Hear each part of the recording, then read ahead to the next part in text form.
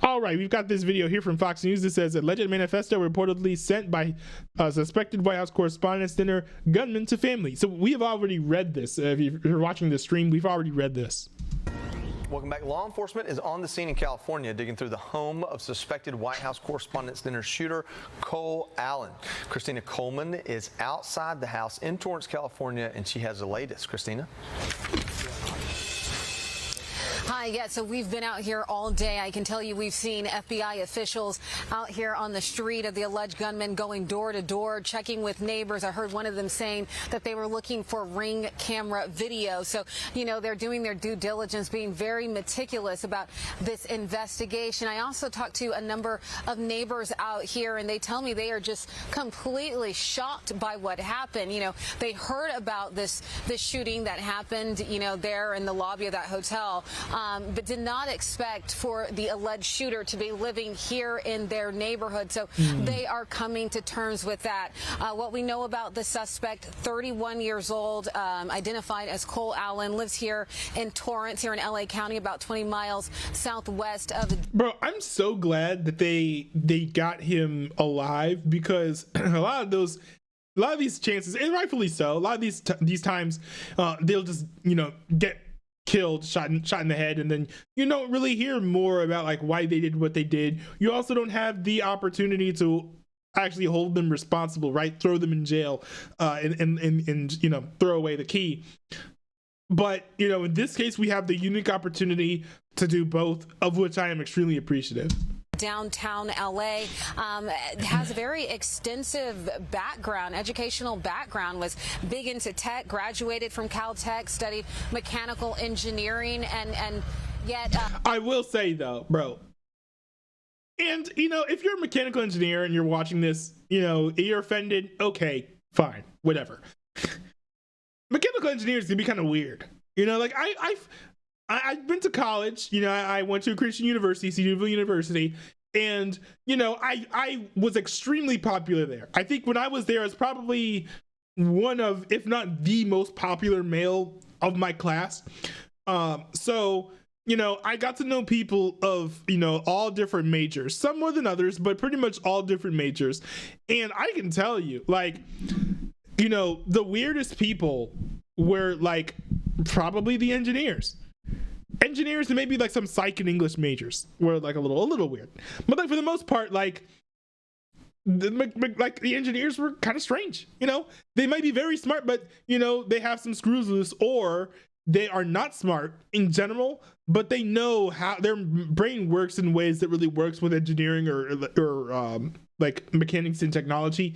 Right, because there are plenty of people who like are very smart or smart in that like they know how to work technology well, but all the other aspects of their life are like a wreck, or like they're not smart in computing other things.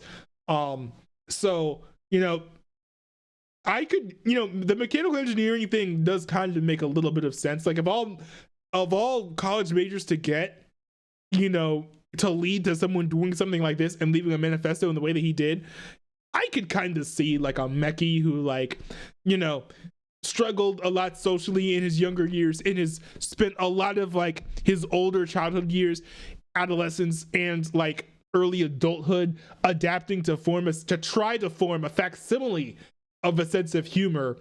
Yeah, I could see that type of thing presenting itself in this way.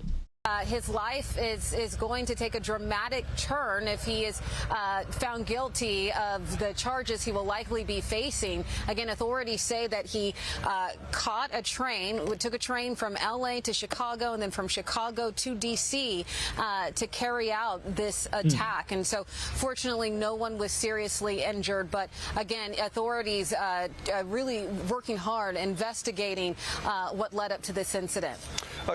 Christina, I know his parents, I believe, have talked to investigators at some level. He also has a brother and I believe a sister, at least what we've seen. Do you know if the family or he have, you know, got a lawyer that's out front saying, hey, we'll put out a statement or anything of that nature yet?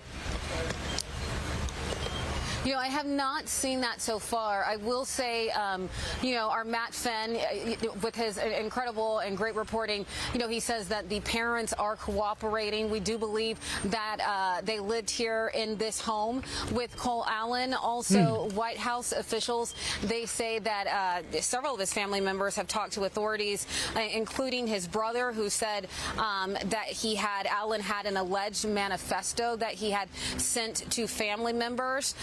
So apparently the brother said that after the incident last night. And then also the sister, she talked to authorities, and she said that, he would make some comments, some rhetoric alluding to needing to fix the issues that are occurring here today. So whatever that means. Also, the White House saying that he was in a group called the Wide Awake. So I went to the group's website.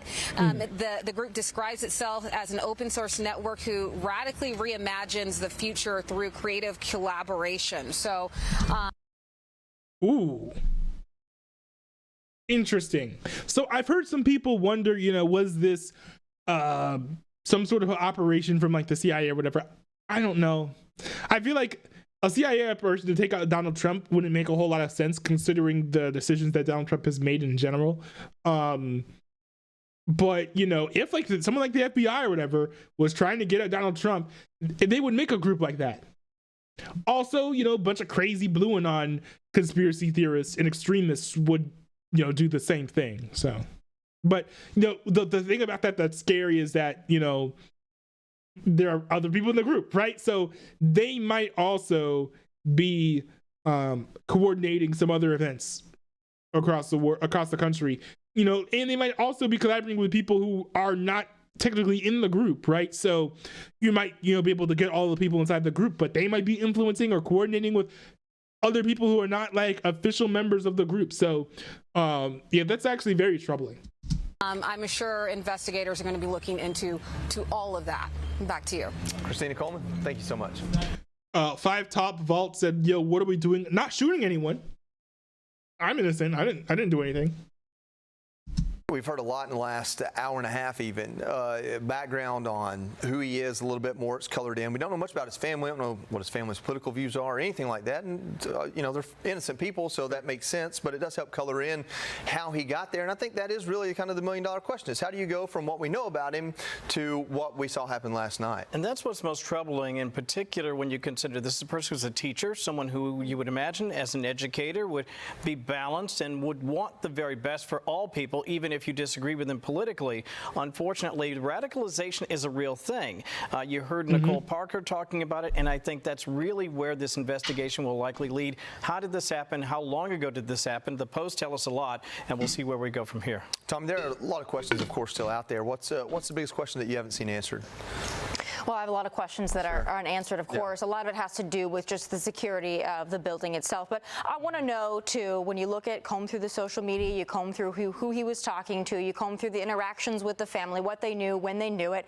It also takes me back to the assassination of Charlie Kirk and some of the writings and some of the communications between him and his roommate. That takes me back there. So I'm sure we're going to find out more in the coming days and the coming weeks, certainly. But a lot of unanswered questions. Just go back to somebody who was very smart, sound like they had a good job, they had a family, and now, for all intents and purposes, his life is going to be over because of the fallout of this and what he did. So a lot of questions there as to how you get there. Alicia, I think we all sit around this table and to a certain extent kind of empathize with the overall fact that this happened because we don't want to see anyone's life ruined. That's right.